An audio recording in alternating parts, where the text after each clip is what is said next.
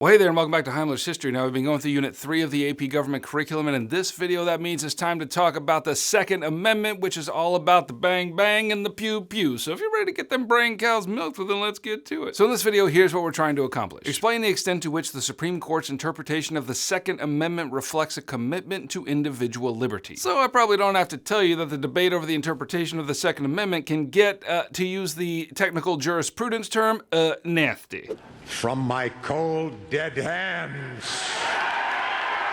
Thanks, Charlton. Anyway, I reckon we ought to start by considering the language of the amendment itself, and it reads like this. A well-regulated militia being necessary to the security of a free state, the right of the people to keep and bear arms shall not be infringed. So the liberty part comes in that last phrase, the right of the people to keep and bear arms shall not be infringed. And look, that seems pretty straightforward. Like, people have the constitutional right to own guns. But a lot of the argument over this amendment has to do with those first two phrases, a well-regulated militia being necessary to a free state. A lot of people in favor of gun control have argued that the people's right to keep and bear arms is clearly in the context of those people's membership in a well-regulated militia. And the truth is, the gun control people have a point. Remember, the Bill of Rights and the amendments therein did not spring forth from Madison's pen out of nothing. Instead, many state constitutions and bills of rights influenced its composition. And in every case where state constitutions mention the right to bear arms, it is clearly tied to a militia. Now, that word militia is not going to mean much to us today. Like, we grew up in a world where Americans have the largest standing army in the world and state police forces and all of that. But for those in the founding generation, they were mighty suspicious of standing armies. To them, a standing army was a symbol of tyranny. Like, if a conflict arose, they wanted to raise an army, and then when the conflict was over, to disband it and leave the general protection of the state to individual citizens that made up state militias. And so if any given dude in the state could be called up for militia duty, then yeah, everyone needed to own a boomstick, and that right, according to the Constitution, should not be infringed. However, the main point of contention today is this. Now that we have such a robust military system and police force, and thus no need of state militias, does the Second Amendment's right to bear arms still apply? Like, because the American military has the firepower of a Greek god, shouldn't we just pass legislation to keep guns out of the hands of individual citizens? So that's the tension we face today. And if you think the right to bear arms is exclusively tied to militia service, well then here's where I tell you that the Supreme Court